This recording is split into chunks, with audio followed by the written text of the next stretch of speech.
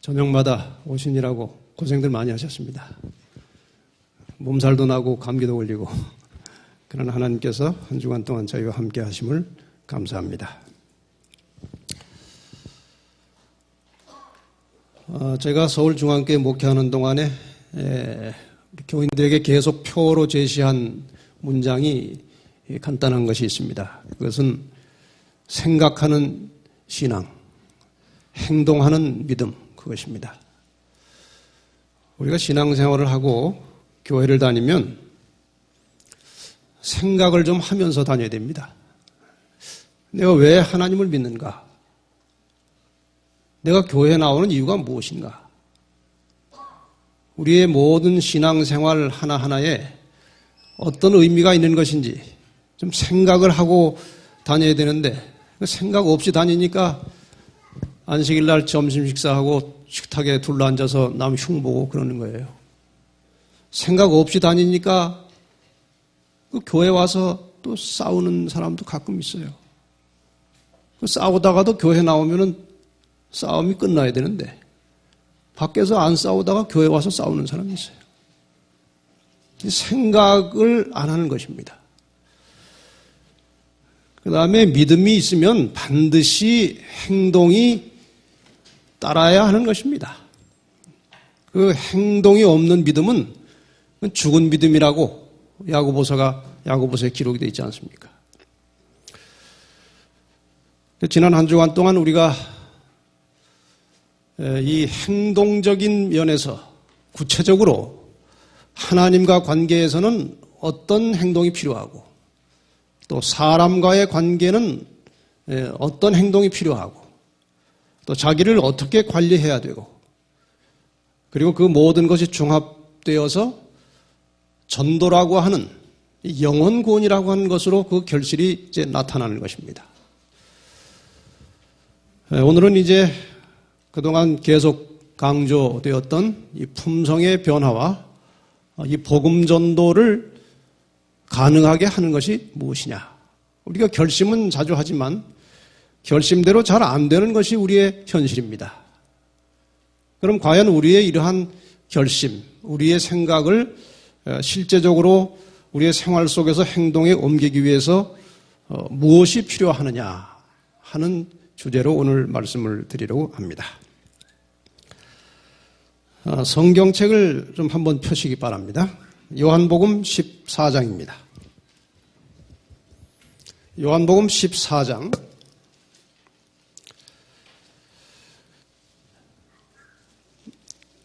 25절과 26절에 있는 말씀을 보겠습니다. 예수님께서 친히 하신 말씀이죠.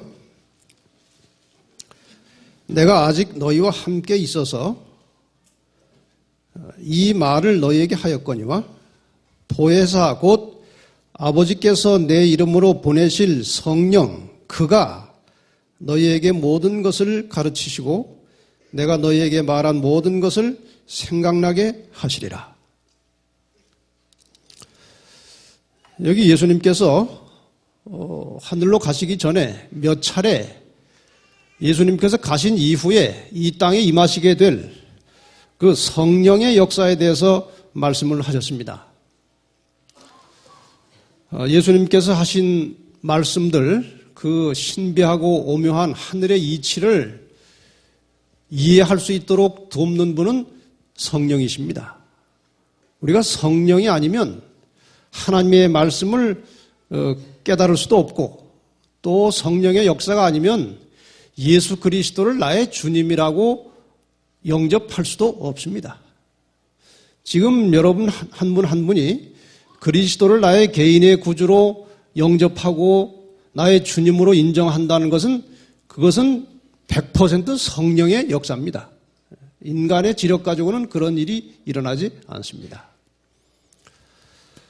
그래서 예수님께서 하늘로 가신 이후로 우리 모든 그리스도인의 삶은 철저하게 성령의 능력과 역사에 의존해서 살아갈 수밖에 없는 것입니다.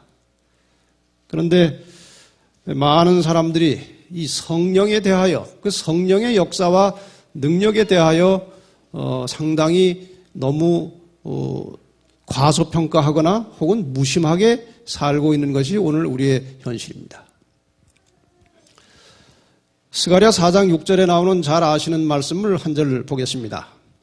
만군의 여호와께서 말씀하시되 이는 힘으로 되지 아니하며 능으로 되지 아니하고 오직 나의 신으로 되느니라.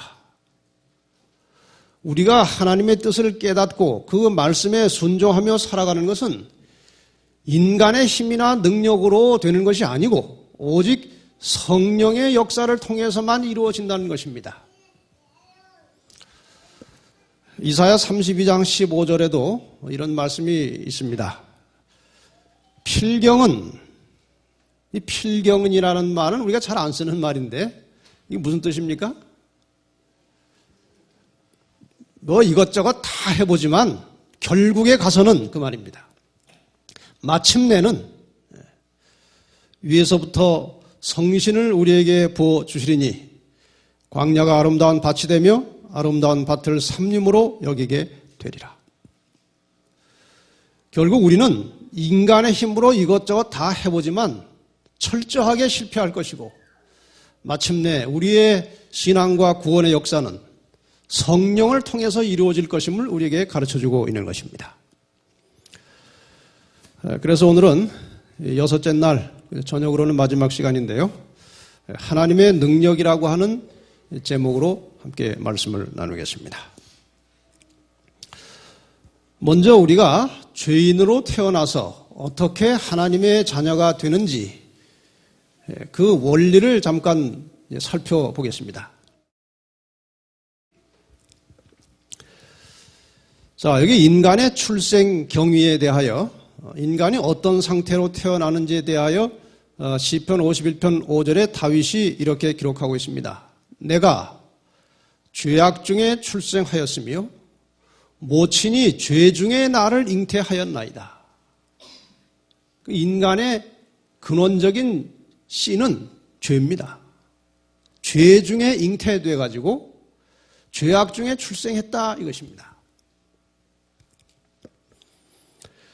근데 예수님의 출생 경위는 조금 다릅니다. 마태복음 1장 18절에 보면은 예수님께서 태어나실 때의 그 출생 경위를 이렇게 설명하고 있습니다.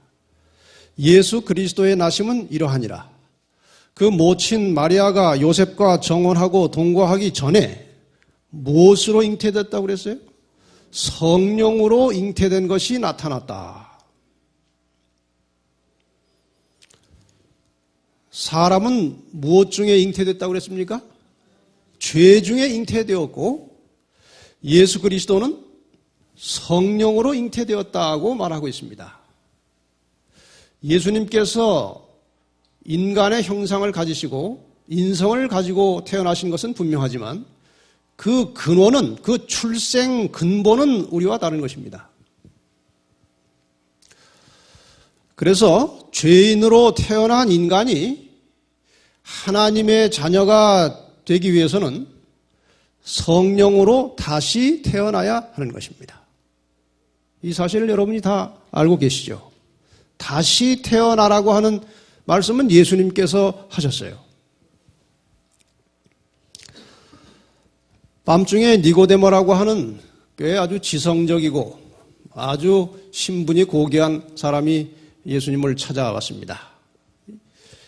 이 니고데모와 예수님의 대화 속에 정말 아주 심오한 하늘의 진리가 오고 갔습니다.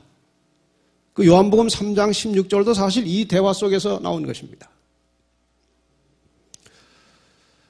우선 요한복음 1장 12절과 13절에 보면 영접하는 자, 곧 그 이름을 믿는 자들에게는 하나님의 자녀가 되는 권세를 주셨으니 이는 혈통으로나 육정으로나 사람의 뜻으로 나지 아니하고 하나님께로서 난 자들이니라. 설명드리지 않고 질문을 하겠습니다. 제가 모태교인이고 저희 집사람도 모태교인입니다. 저희 집에 아이가 하나 있습니다. 한 25, 6년 전에 아이가 하나 태어났습니다. 그 아이가 태어났을 때 그 아이가 하나님의 자녀입니까? 아닙니까?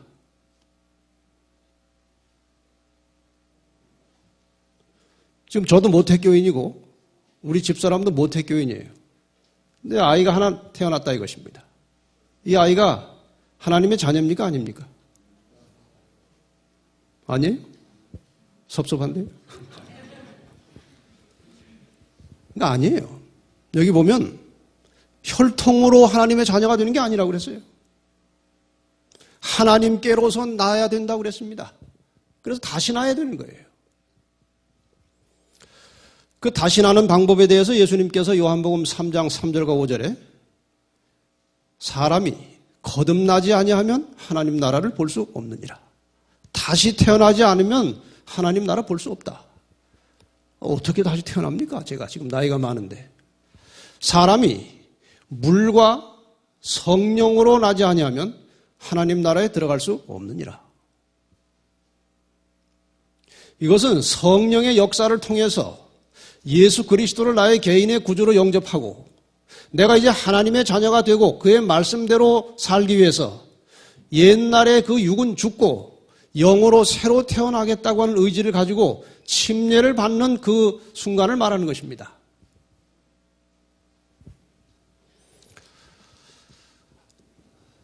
자, 그러면은 이제 이 예수님의 출생과 인간의 출생 이 두 가지를 좀 비교해서 설명을 해보겠습니다.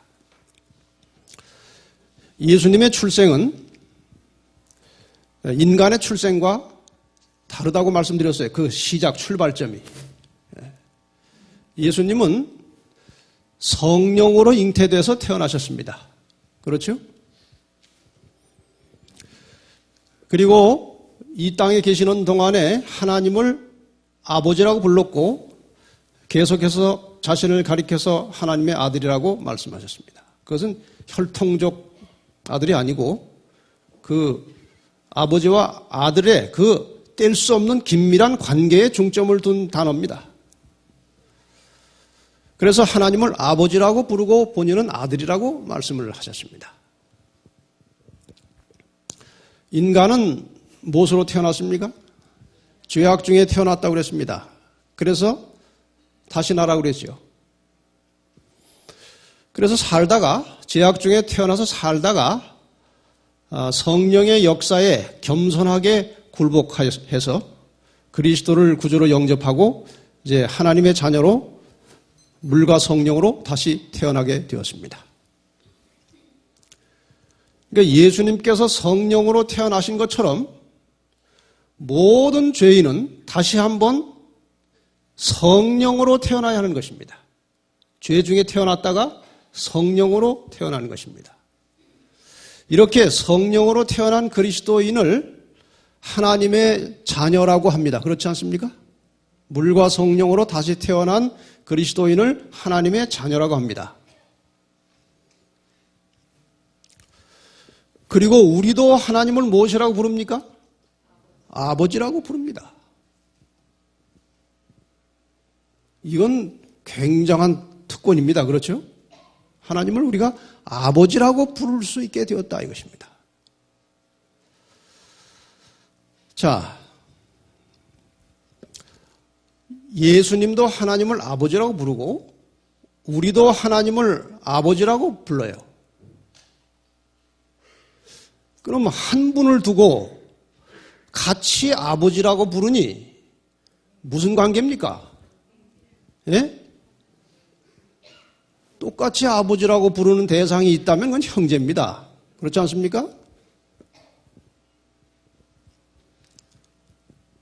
형제면 형제답게 살아야 됩니다. 이 형제라는 말은 아주 깊은 뜻이 있어요.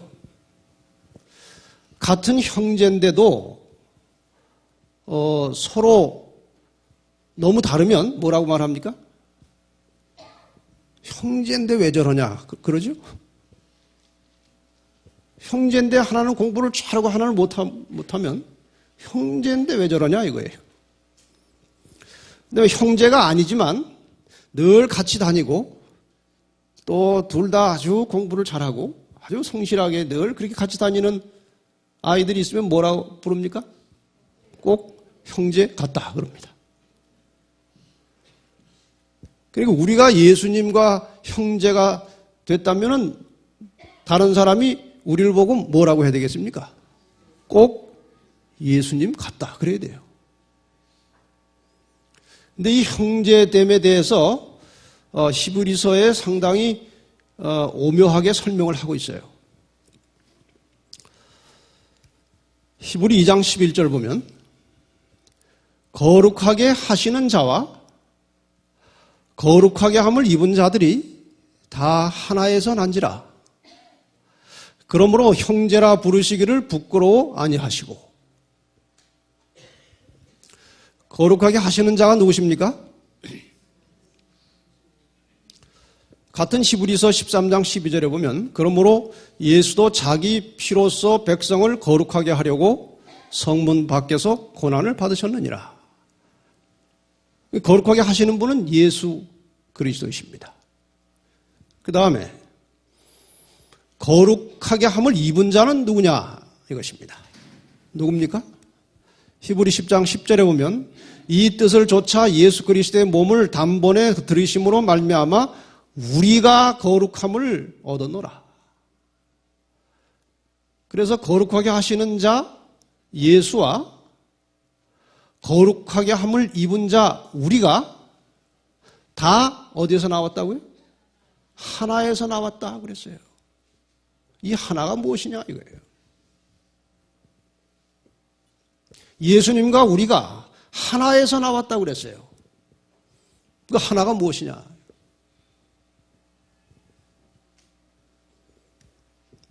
예수님 성령으로 태어나셨죠? 우리는 육으로 태어났지만 나중에 다시 무엇으로 태어났어요? 성령, 물과 성령으로 다시 태어났어요. 그래서 무엇이라고 부르시기를 부끄러워 아니하셨다는 겁니까? 형제라 부르시게 되었다 이것입니다. 근데 뒷말을 잘 보시면 형제라 부르시기를 어떻게 하지 않으셨다고요? 부끄러워 아니하셨다는 말은 원래는 형제라고 하기에는 수치스러운 인생들이지만 이게 성령으로 태어났기 때문에 같이 우리를 형제라고 부르시기를 부끄러워하지 아니하셨다. 이거는 정말 상상할 수 없는 은혜입니다. 어느 삼육학교에 두 형제가 학교를 다니고 있었어요. 둘 다 아주 공부를 잘하는 형제였습니다. 근데 이 형이 이제 안식일 학교 시간에 순서를 맡았어요. 근데 이 형이 아주 내성적이고 말을 표현을 잘 못하는 사람이었나 봐요. 그러나 이제 워낙 성실하고 공부를 잘하니까 이제 할 말을 다 적어가지고 안식일 학교 시간에 학생들 앞에 섰는데 이게 하나도 안 보이는 거예요. 글자가. 그래가지고 하여간 뭐 땀을 뻘뻘 흘리면서 좀 횡설수설 했나 봐요. 그 동생이 거기 앉아가지고 얼마나 속이 탔겠어요. 예? 지금 이 형은 한국에서 유명한 목사가 된 분이에요. 그러나 그 당시엔 그렇게 잘 못했다 이거예요. 예배 끝난 다음에 동생이 와가지고 막 울면서 형, 앞으로 이 학교에서 나를 동생이라고 하지 말아달라 이거예요. 창피하다 이것입니다. 같은 사람끼리도 마음에 안 들고 또 뭐가 인간적인 편견 때문에 사람끼리도 부끄러워하는데 특히 이제 시골에서 서울에 올라와가지고 성공한 그 자녀들이 그 시골에서 노인들이 이제 그냥 그 꼬부라진 모습으로 그냥 꾀죄죄한 얼굴로 와서 내 아들 찾으면 그 자기 어머니라고 잘 안 하려고 하는 것입니다. 그런데 같은 사람끼리도 그런데 하나님이 인간을 형제라고 부르셨다 이것입니다. 정말 놀라운 섭리와 은혜입니다. 그러면 이제 우리는 어떻게 해야 됩니까? 예수님과 형제인 것처럼 살아야 하는 것입니다. 그래서 우리가 잘못하면은 우리만 욕을 먹습니까? 예수님도 같이 욕을 먹습니까? 왜? 우리가 형제이기 때문에 그래요. 예수 믿는 사람이 더 나쁘다는 말 들어보셨습니까? 그게 사실이에요, 사실이 아니에요? 이게 더 나쁠 리가 있어요? 같으면 같고 비슷하면 비슷했지. 아니 한마디라도 더 하나님 말씀 듣고 기도하고 잘 살려고 노력하는데 더 나쁠 리가 없어요. 왜 그런 말을 합니까? 예수 믿는 사람들은 사람들이 기대하는 것이 있어요. 누가 형제이기 때문에? 예수님과 형제이기 때문에 예수님처럼 보는 그런 시야를 가지고 있는 것입니다. 그래서 사기꾼한테 100만 원 사기 당한 것은 세월이 오래 지나면 잊어버리지만 장로한테 10만 원 사기 당한 것은 죽을 때까지 안 잊어버리는 거예요. 그 사람한테 예수 믿으라고 하면 꼭 무슨 말이 나옵니까? 장로가 10만 원을 떼먹었다 이것입니다. 우리가 그리스도와 형제라면 누가 보더라도 그리스도와 형제 같은 냄새가 나야 하는 것입니다. 철저하게 자기를 희생할 줄 알고 자기를 낮추고 남을 위해서 봉사하고 희생하고 헌신하는 그런 모습이 보여야 우리의 형제이신 예수님께 영광이 돌아가는 것입니다. 무엇으로 태어났어요? 성령으로 태어났습니다. 우리도 성령으로 태어나서 예수님도 성령으로 태어나시고 우리도 성령으로 태어나서 형제가 되어서 하나님을 아버지라고 부르게 되었다 이것입니다. 이 일에 대하여 우리 하나님께 다시 한번 깊이 감사하시고 우리의 형제이신 예수님처럼 살기 위해서 더 많이 기도하시고 노력하시기를 바랍니다. 로마서 8장 14절로 16절에 보면 무릇 하나님의 영으로 인도함을 받는 그들은 곧 하나님의 아들이라. 이제 성령으로 태어났기 때문에 무엇의 인도를 받아요? 영의 인도를 받는 것입니다. 그들은 하나님의 아들이라. 너희는 다시 무서워하는 종의 영을 받지 아니하였고 양자의 영을 받았으므로 아바 아버지라 부르짖느니라.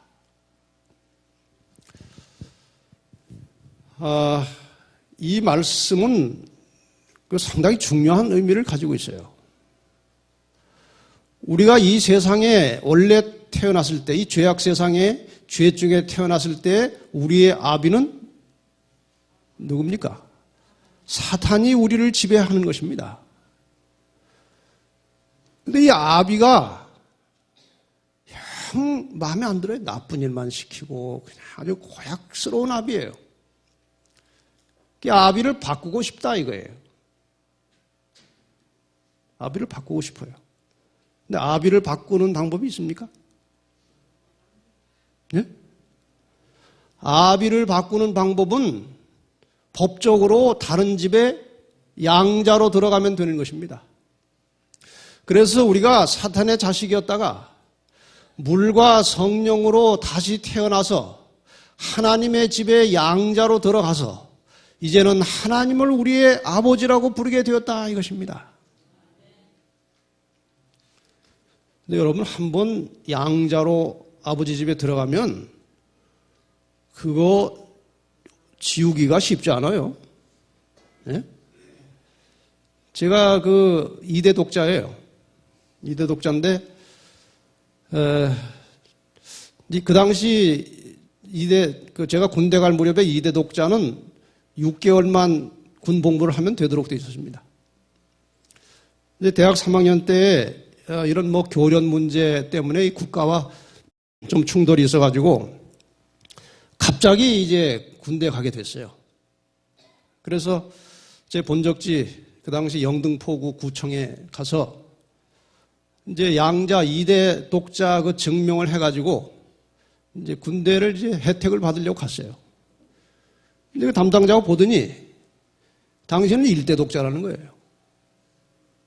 아니, 우리 할머니가 딸 셋의 아들 하나만 낳으셨어요. 근데 저도 우리 집에 딸 넷의 아들 하나니까 틀림없이 이대 독자예요. 어떻게 된 겁니까? 그런데 당신은 독자로 되어 있는데 당신 아버지 그 호적에 양자가 하나 들어와 있다는 것입니다.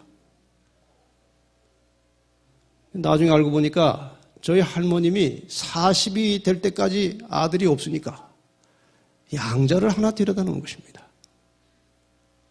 그 다음에 40이 넘어서 아버지를 낳으셨어요.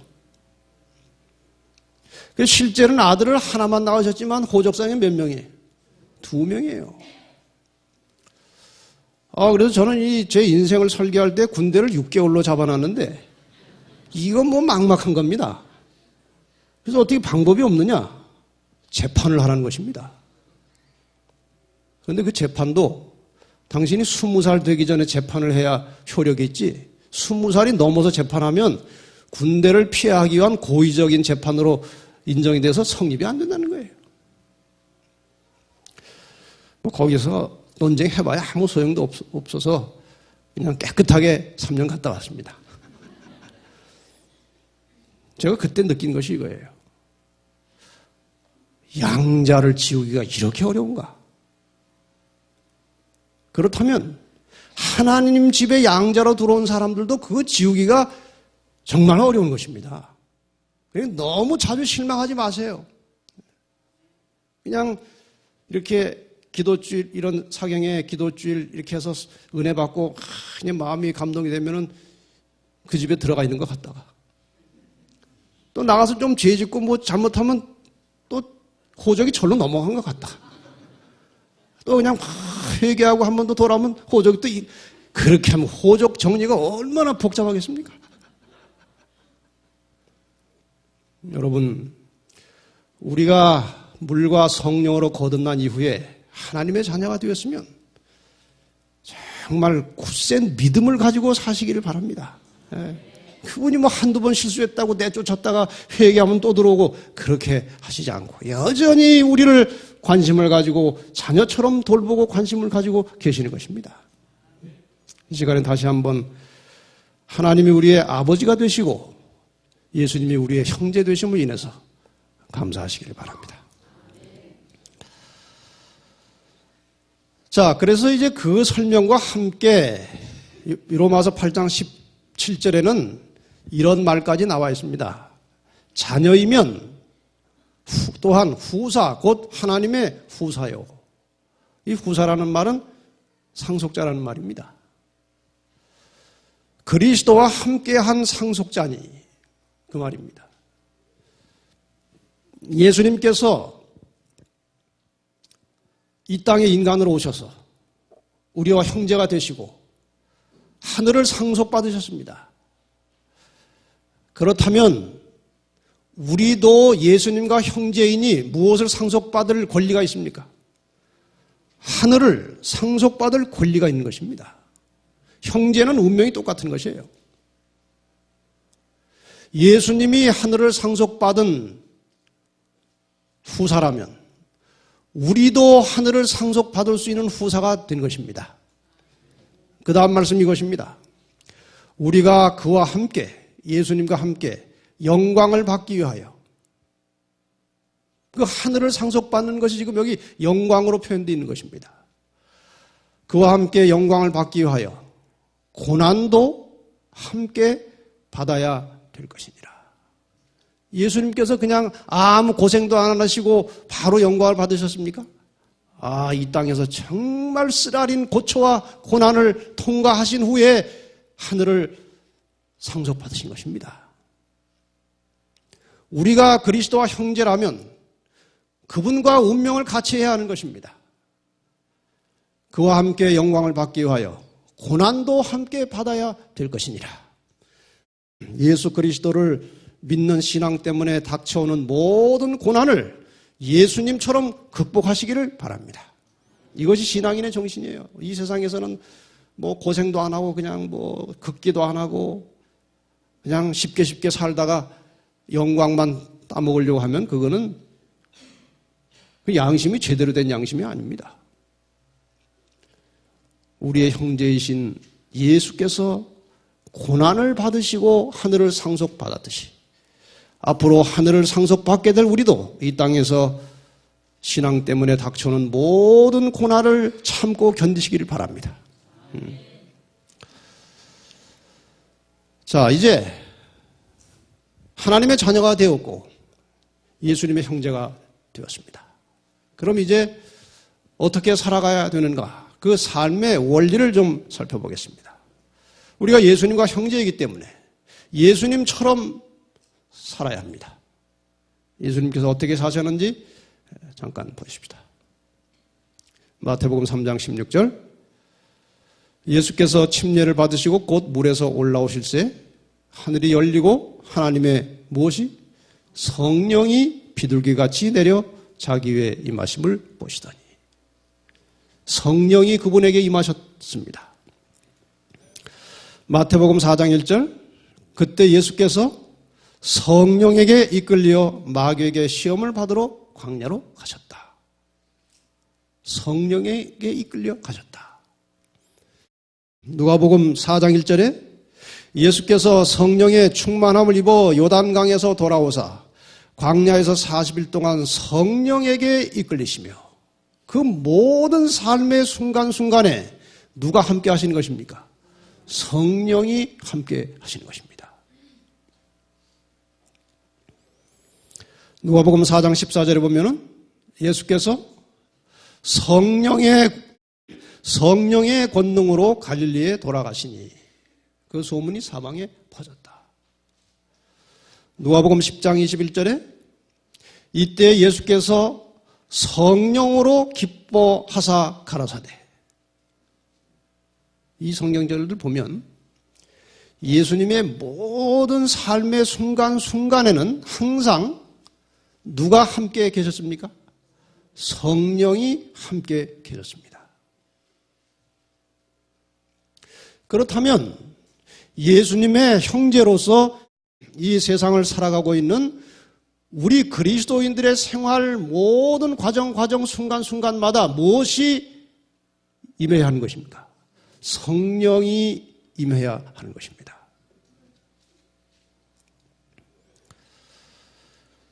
예수님께서 어떻게 그렇게 성령 충만한 삶을 사셨느냐? 그것이 이제 다음의 성경절과 관련이 있습니다. 마태복음 14장 23절 무리를 보내신 후에 기도하러 따로 산에 올라가시다.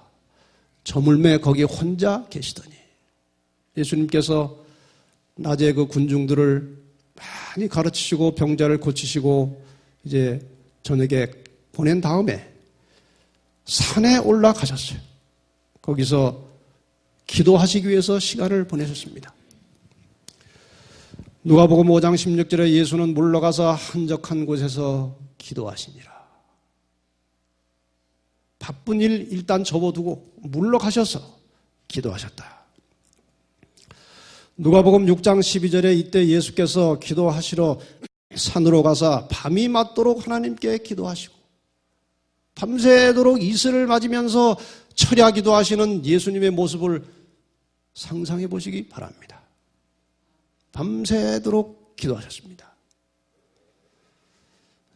질문을 하나 드리겠습니다. 예수님께서 기도하신 것은 우리에게 본을 보이시기 위해서 하신 것입니까? 그분이 인성으로서 기도가 필요했기 때문에 하신 것입니까? 예? 예. 그분은 물론 모든 삶에서 우리의 본이 되십니다.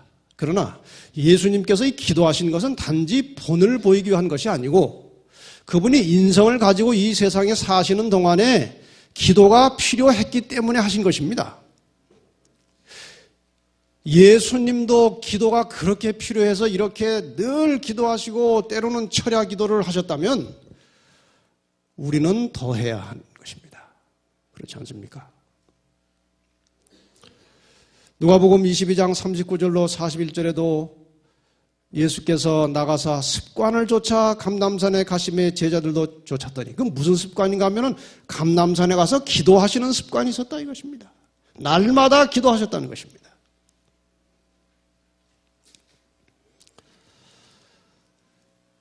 여기 한 영감적인 저자가 예수님의 기도 생활에 대해서 이렇게 기록을 했습니다. 제가 책을 보다가 아주 좋은 기절이라 옮겨왔습니다.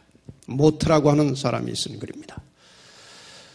나사렛의 뒷동산이 그의 숨겨진 비밀을 내놓을 수 있다면, 갈릴리 호수가 그 목격한 것을 말할 수 있다면, 예루살렘 주변의 외진 장소들이 저들의 이야기를 할 수 있다면, 감람산이 입을 열어 그곳에서 일어난 일들을 말할 수 있다면 그들은 우리에게 다른 그 무엇보다도 우리 주님의 기도 생활에 대하여 말할 것이다.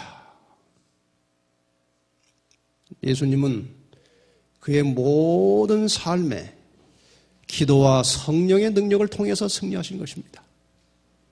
이분이 기도하지 않았더라면 실패했을 것입니다.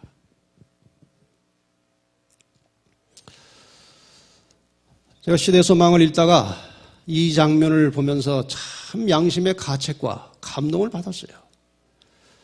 예수님께서 그 베드로 장모 집에서 하루를 유하시면서 많은 사람들을 고쳐주셨고 정말 피곤하게 저녁 늦게까지 일을 하셨습니다.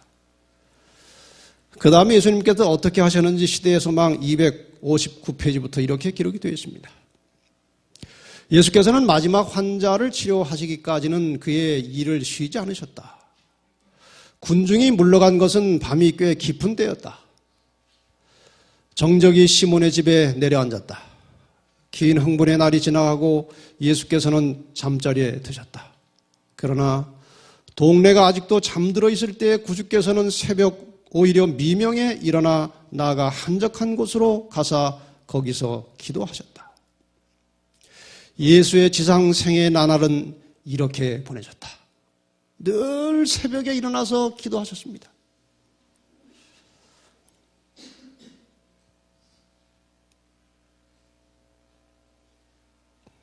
그는 가끔 제자들을 해산시켜서 그들의 가정을 방문하게 하여 쉬게 하셨다. 제자들이 이제 피곤하니까 이제 집에 가서 좀 며칠 쉬다 오라고 보내셨어요. 그러나 제자들이 예수를 그의 활동에서 떠나시도록 하려 할 때는 이를 조용히 물리치셨다. 예수님도 좀 쉬십시오.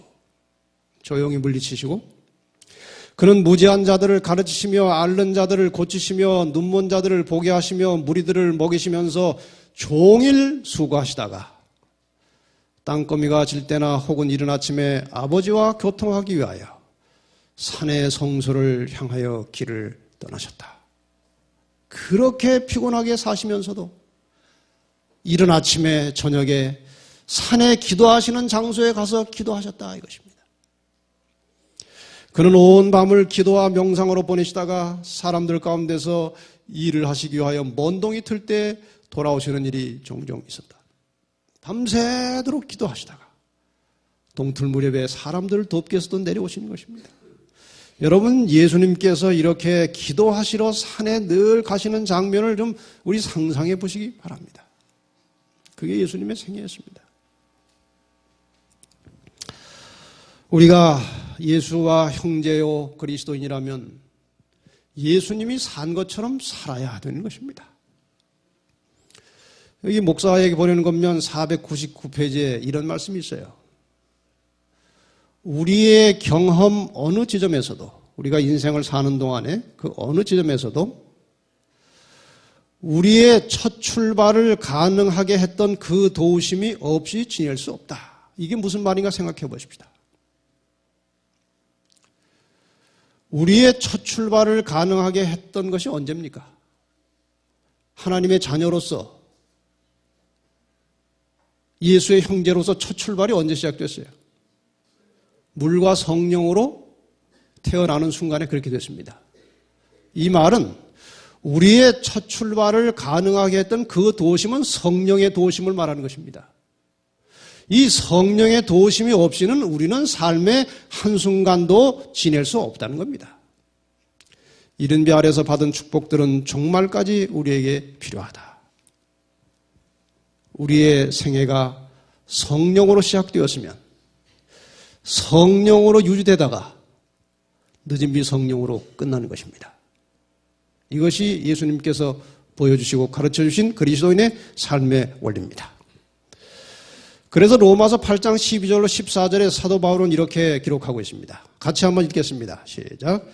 그러므로 형제들아 우리가 빚진 자로 돼 육신에게 져서 육신대로 살 것이 아니니라. 너희가 육신대로 살면 반드시 죽을 것이로되 영으로서 몸의 행실을 죽이면 살리니 무릇 하나님의 영으로 인도함을 받는 그들은 곧 하나님의 아들이라. 우리 속에 영과 육이 공존하고 있습니다. 예수를 믿고 하나님의 자녀가 된 다음에도 육적인 그 속성과 습관이 있어요, 없어요? 있습니다. 근데 그 육신의 소욕대로 살면 반드시 죽을 것이라고 그랬어요. 근데 영과 육이 싸우는데 누가 자주 이깁니까? 내 속에 영과 육이 싸워요. 근데 누가 자주 이겨요? 육이 이깁니까? 그 승률이 어떻게 됩니까? 우리가 늘 이 육신의 소욕을 따라서 기울어집니다. 그래서 이 선악의 싸움에서 10전 몇 승이에요? 1승 9패.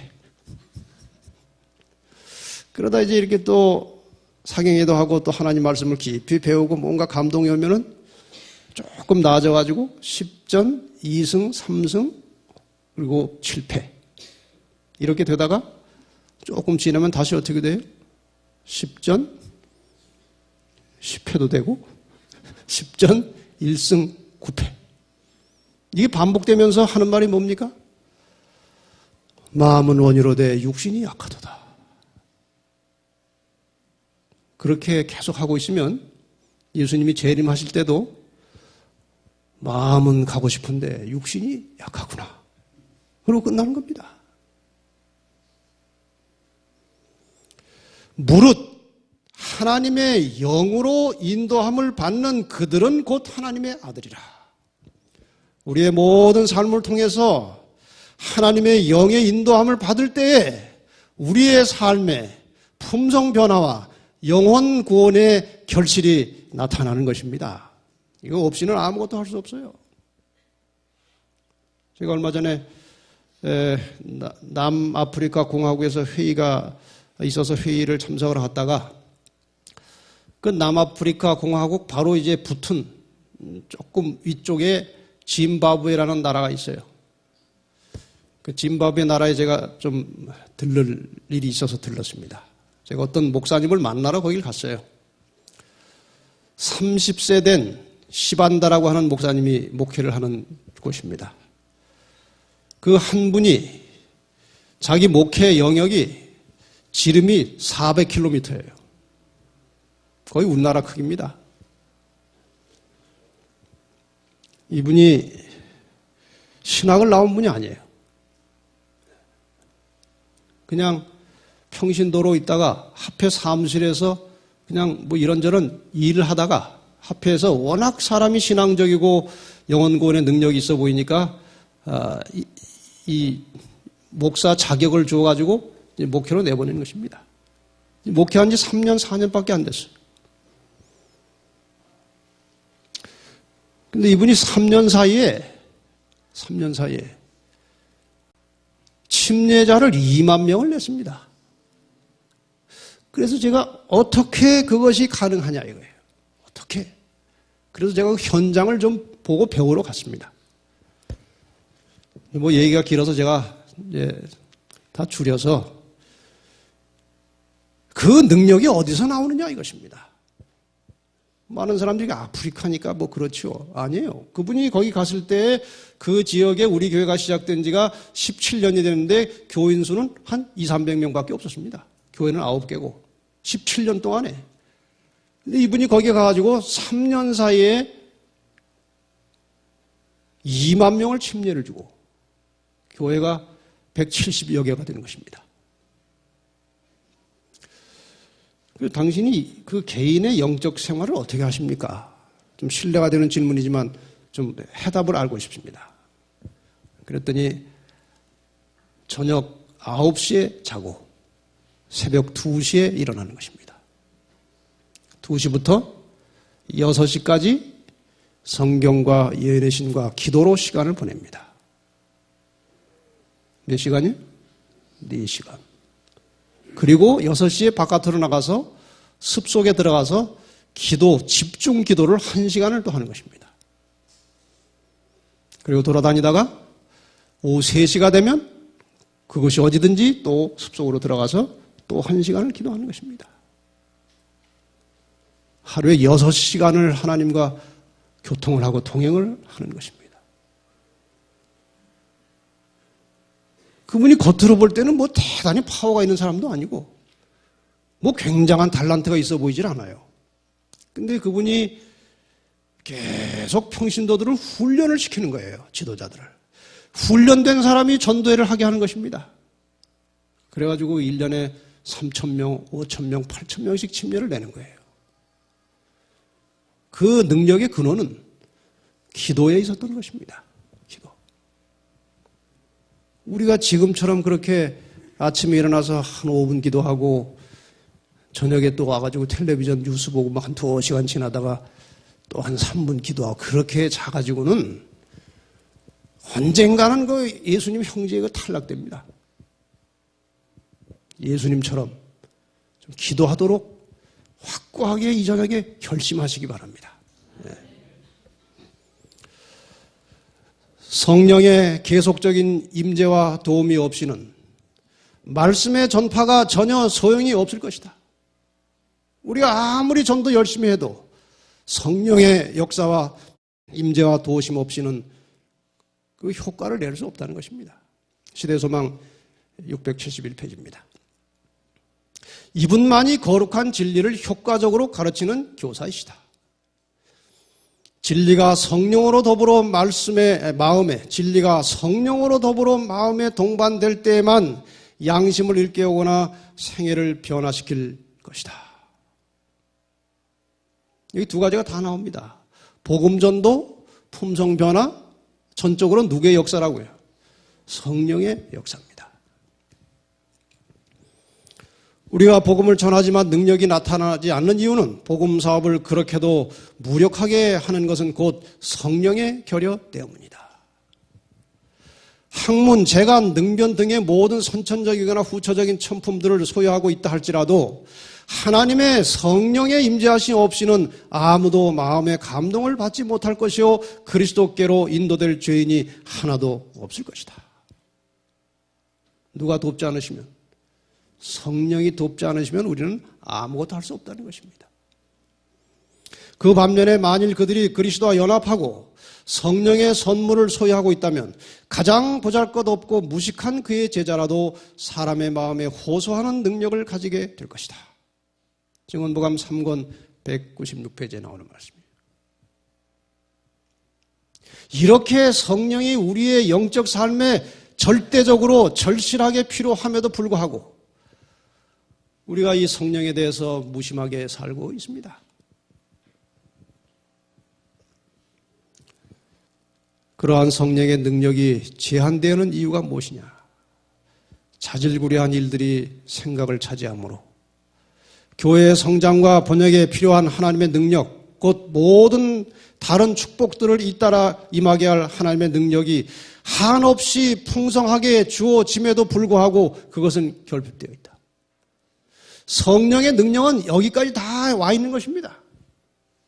그런데 이 내부가 불결하고 자질구레한 생각들이 가득 차가지고 그 성령께서 우리의 심령 속에 내재하여 들어오지 못하고 있다는 것입니다.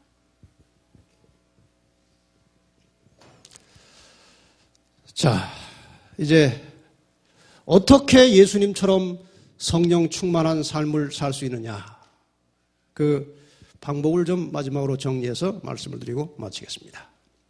우선 하나님의 백성이 그들의 편에서 아무 노력도 하지 않고 유쾌하게 되는 날이 그들에게 임하여 잘못을 제거하고 오류를 시정하게 하기를 기다리며 또한 그들의 육과 영의 온갖 더러운 것으로부터 깨끗하게 하고 셋째 천사의 큰 외침에 참가하는 데 적합하도록 거기에 의존하고 있다면 그들은 부족하다는 것이 드러날 것이다.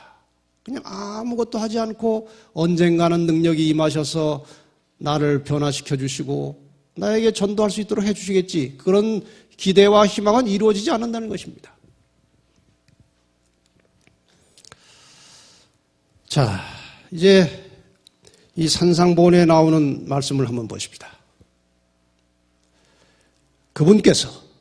예수께서 고된 하루를 마감하는 기도의 시간에서 돌아오실 때 제자들은 그분의 얼굴에서 평화의 모습, 곧 전신을 휩싸고 있는 듯한 상쾌함을 보았다.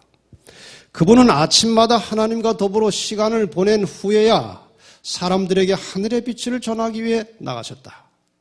제자들은 그분의 말씀과 사업의 능력이 그분의 기도 시간과 관련이 있다고 결론지었다.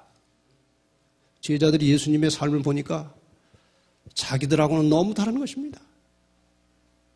자기들은 늘 잘난 척하고 높아지려고 하는데 예수님은 항상 자기를 낮추시고 겸손하시고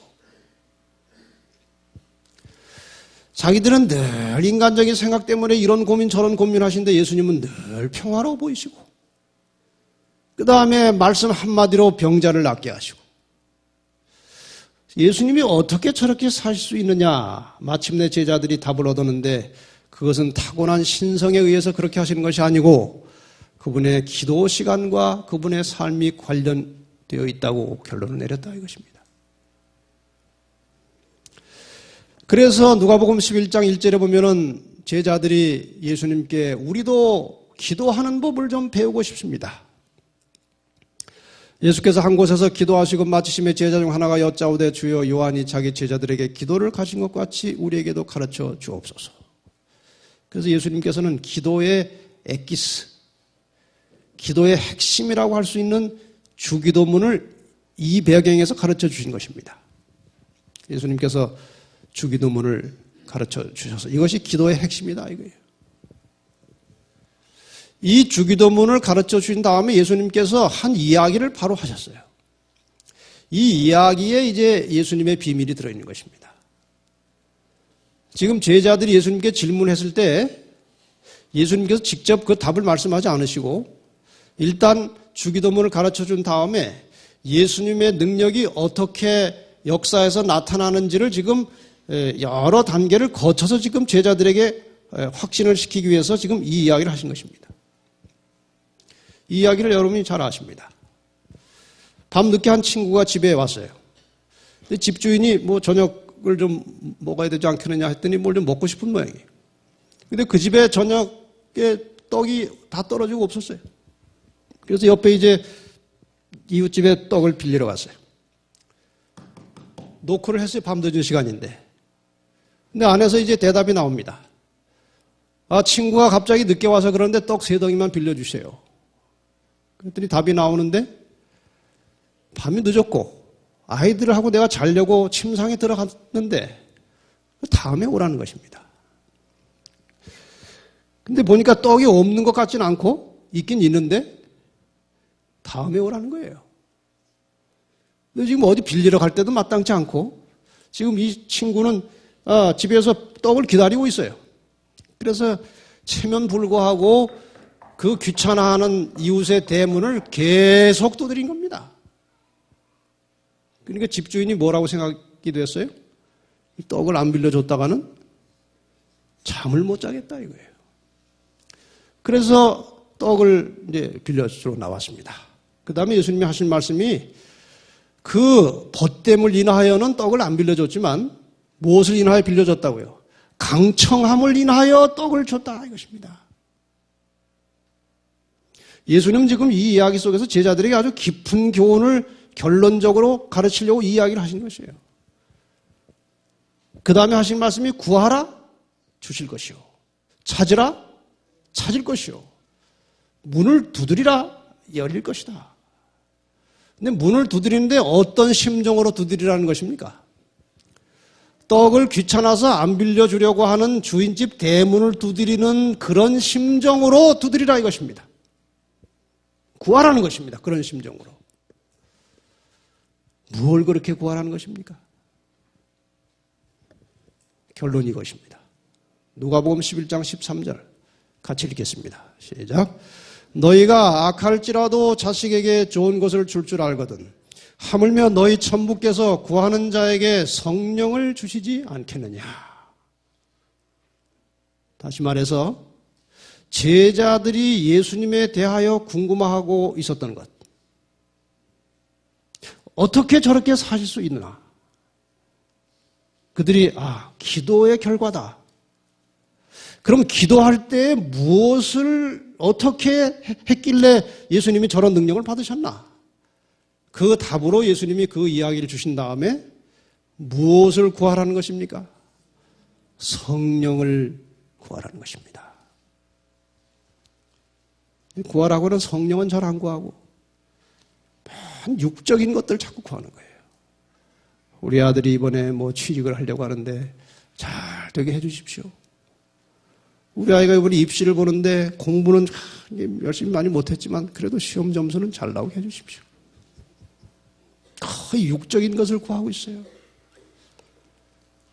우리가 진정으로 물과 성령으로 태어난 하나님의 자녀들이라면 예수님처럼 열심히 열렬히 기도해야 할 것이고 그 기도의 중심에 성령의 능력을 구하는 기도가 있어야 한다 이것입니다.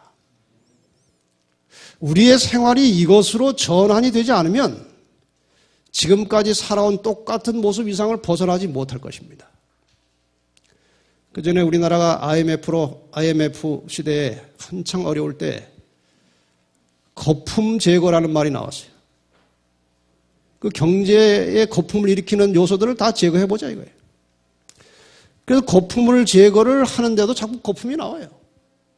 그 다음에 나온 얘기가 무엇인가 하면 구조조정입니다. 구조조정. 거품을 일으켜내는 구조 자체를 안 바꾸면 거품이 계속 올라온다 이것입니다. 우리의 지금 현실적인 생활 속에 육적이고 세속적인 거품들이 계속 일어나고 있습니다. 거품을 걷어내도 또 일어납니다. 이 거품이 안일하게 하는 길은 우리의 영적 삶의 구조를 바꿔야 하는 것입니다.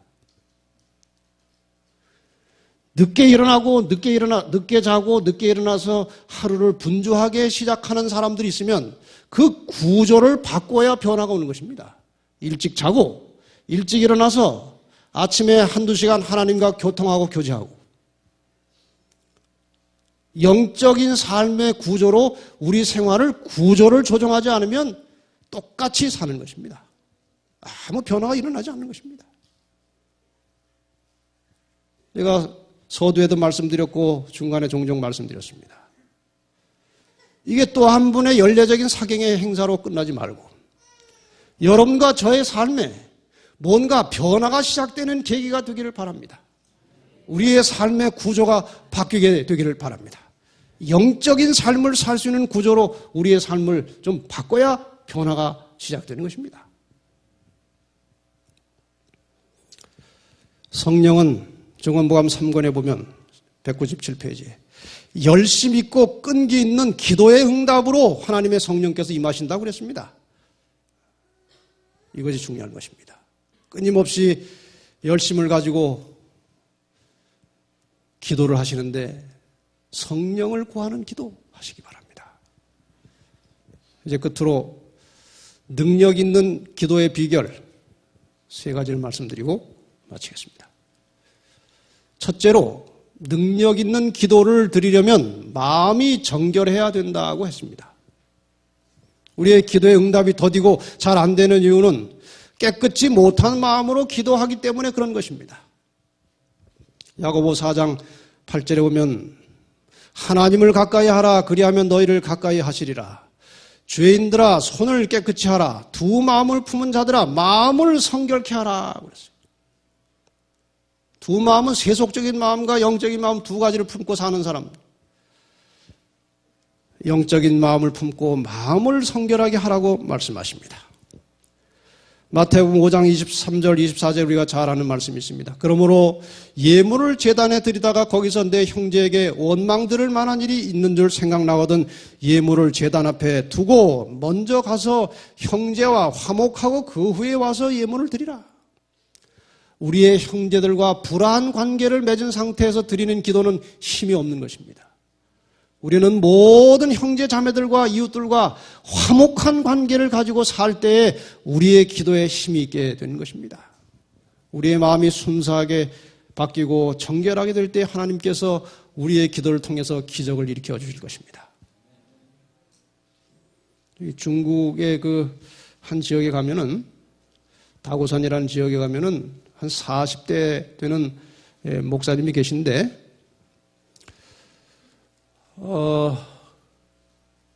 그 선교를 한 20년 전에 선교 활동을 시작해가지고 지금 교인 수가 거의 8,000명이 됩니다. 자기 교회가 한 95개, 6개 되고. 근데 이제 그분에게 어떻게 이 예수를 믿게 되느냐 물어봤어요. 그랬더니 거기가 아주 시골이라 사람들이 때가 묻지 않았더라고요. 자기가 20대 때 20살쯤 되었을 때에 아버지가 어디 암이 걸리셔가지고 굉장히 통증을 느끼고 있었대요. 간인가 어디에 암이 와가지고. 그래서 하나님께 기도를 했답니다. 하나님, 난 하나님 계신지 안 계신지 모릅니다. 그러나 계시면 저 아버지가 고통당하시는 저 고통이 내 고통으로 좀 옮겨주십시오. 아버지는 고통 좀 안 당하시고 돌아가시게 그렇게 좀 해주십시오. 그렇게 아주 순수하게 기도를 드렸더니 그 통증이 자기에게 왔다는 것입니다. 아버지는 통증이 없어졌어요. 그리고 편히 돌아가셨어요. 얼마 후에 자기 통증도 없어졌어요. 그러고 보니까 이제 하나님이 계시다는 사실을 깨달았어요. 그때부터 예수 믿기 시작해가지고 20년 동안 그런 역사를 이룬 것입니다. 지금 중국의 그 아주 시골 외진 지역에는 그런 기적들이 많이 일어난다는 것입니다. 이유는 무엇입니까? 마음이 아직 때가 묻지 않은 순결한 마음을 가지고 있기 때문에 기도의 기적이 일어나는 것입니다. 마음을 정결케 해야 기도가 응답이 된다는 것입니다. 그 다음에 능력 있는 기도의 비결 두 번째는 경건하게 살아야 하는 것입니다. 날마다 말씀에 순종하고 말씀을 따라 사는 끈질긴 기도와 노력이 필요한 것입니다. 야고보 5장 16절에 의인의 간구는 역사하는 힘이 많으니라. 경건하게 사는 자들에게는 기도의 능력이 나타난다는 것입니다. 베드로전서 3장 10절로 12절에도 주의 눈은 의인을 향하시고 그의 귀는 저의 간구에 귀를 기울이신다. 경건하게 정결한 마음을 가지고 사는 사람의 기도를 주님께서 들으시겠다는 것입니다. 그리고 마지막 세 번째로 확고한 믿음을 가지고 기도를 드리라는 것입니다. 요한복음 14장 13절에 너희가 내 이름으로 무엇을 구하든지 내가 어떻게 하겠다? 시행하겠다. 내 이름으로. 이 내 이름으로 구한다는 말은 그냥 끄트머리에 예수님의 이름으로 기도합니다. 그 이상의 뜻이 있어요. 내 이름으로 기도한다는 것은 기도를 하나님의 뜻에 합당하게 하라는 것입니다. 늘 말씀을 듣고 말씀을 접촉해서 하나님의 뜻이 무엇인지를 깨닫고 그 뜻에 맞게 기도하는 것이 내 이름으로 기도하는 것입니다. 그리고 마가복음 11장 24절에는 그러므로 내가 너에게 말하느니 무엇이든지 기도하고 구하는 것은 어떻게 하라고요? 받은 줄로 믿으라. 그리하면 너에게 그대로 되리라.